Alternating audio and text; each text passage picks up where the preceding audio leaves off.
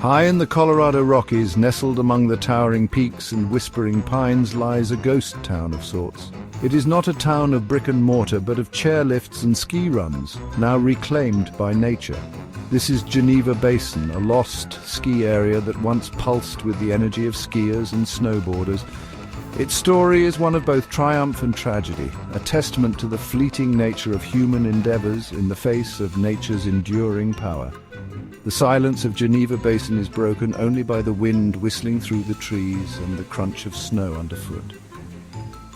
The remnants of chairlift towers stand like skeletal sentinels, their rusted cables dangling like forgotten memories.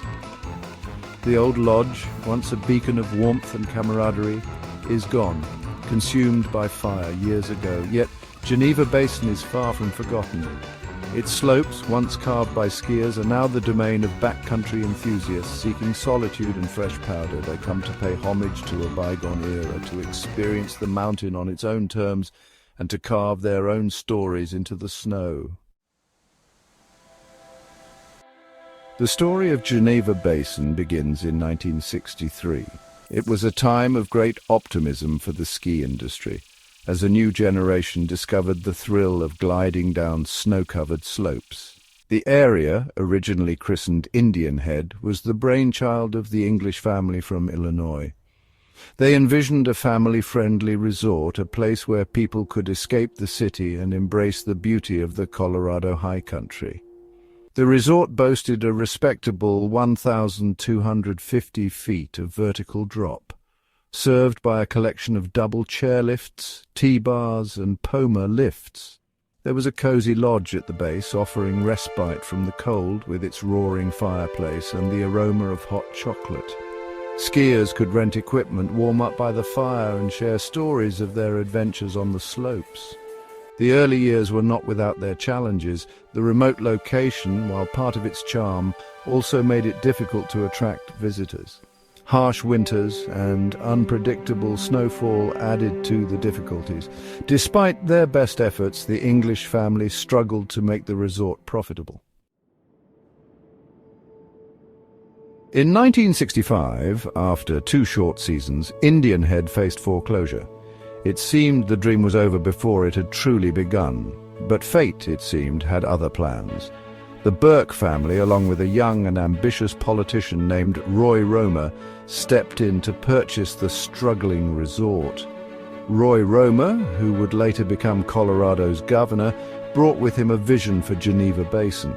He saw its potential, not just as a ski area, but as an economic engine for the surrounding community. Investments were made, improvements planned, and a renewed sense of optimism filled the air. The resort was rebranded as Geneva Basin, a nod to the nearby Geneva Creek. New lifts were added, the lodge expanded, and snow-making equipment purchased to supplement the natural snowfall. The focus remained on families, with affordable lift tickets and a welcoming atmosphere. Despite the best efforts of the new owners, Geneva Basin continued to face an uphill battle. The financial woes that had plagued Indian Head lingered, exacerbated by a series of unfortunate events. The winters of the late 1970s were particularly harsh, with heavy snowfall making access to the resort difficult. In 1984, tragedy struck. A chairlift malfunctioned, injuring several skiers. The accident, though not fatal, proved to be the final blow for Geneva Basin. The resort, already struggling financially, could not withstand the negative publicity and potential lawsuits. The decision was made to close its doors, seemingly for good. The closure of Geneva Basin was met with sadness and disbelief by those who had come to love the little resort.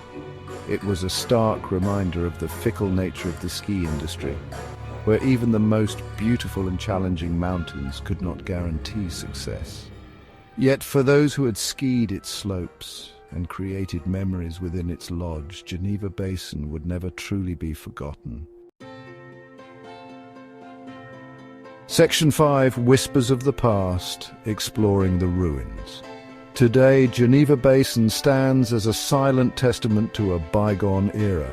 The once bustling base area is now a tranquil meadow. the lodge reduced to ashes by a controlled burn in 1993 to prevent liability. The only hints of its former life are the rusted chairlift towers, the remnants of old buildings, and the faint outlines of ski runs disappearing into the trees. Venturing into the ruins of Geneva Basin is like stepping back in time.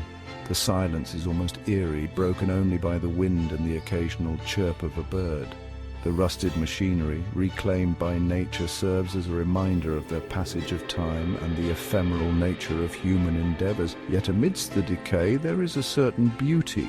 The resilience of nature is evident everywhere as trees and wildflowers reclaim the slopes once carved by skiers. The old ski runs, now faint trails through the forest, beckon adventurers to explore and discover the secrets hidden within.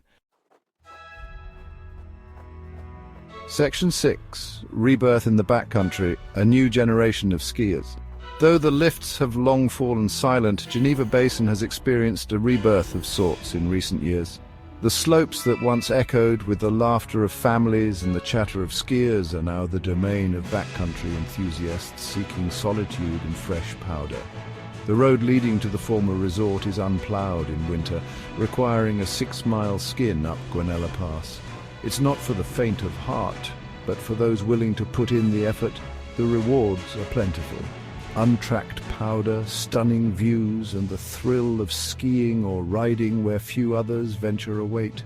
The terrain at Geneva Basin is as varied as it is beautiful. There are gentle slopes perfect for beginners, steep chutes for the adrenaline junkies, and everything in between. The lack of crowds only adds to the appeal, allowing skiers and riders to truly escape the hustle and bustle of more popular resorts.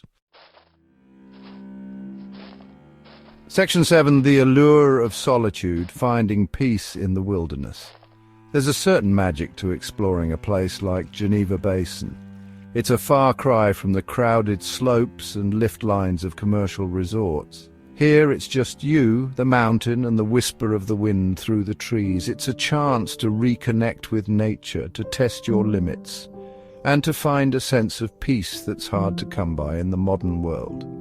The backcountry is not without its risks, of course. Avalanches are a constant threat, and proper knowledge, equipment, and experience are essential. But for those willing to take the time to learn and prepare, the rewards are immeasurable.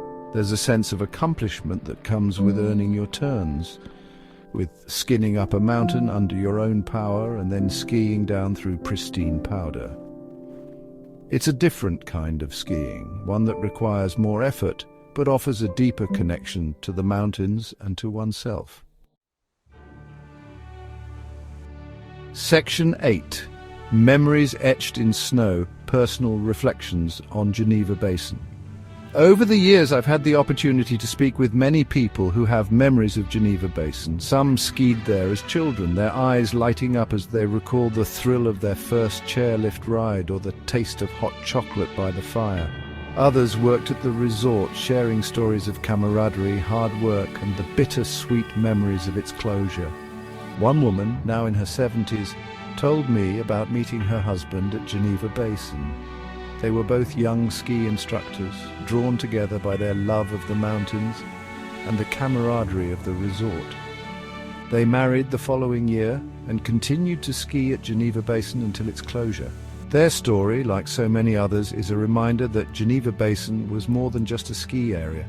It was a place where memories were made, friendships forged, and lives changed. It was a community united by a love of skiing and the beauty of the Colorado high country. Section 9. Conclusion. The enduring spirit of a mountain lost and found. Geneva Basin may be gone, but it is far from forgotten. Its story is a reminder that even in the face of adversity, even when our creations crumble and fade, the human spirit endures.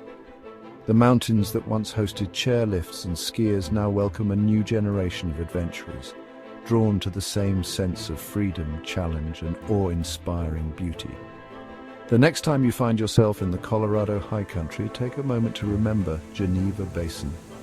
Close your eyes, listen to the wind, and imagine the echoes of laughter and the swoosh of skis on snow. The spirit of this lost ski area lives on, not in the structures that remain, but in the hearts of those who remember and in the enduring allure of the mountains themselves.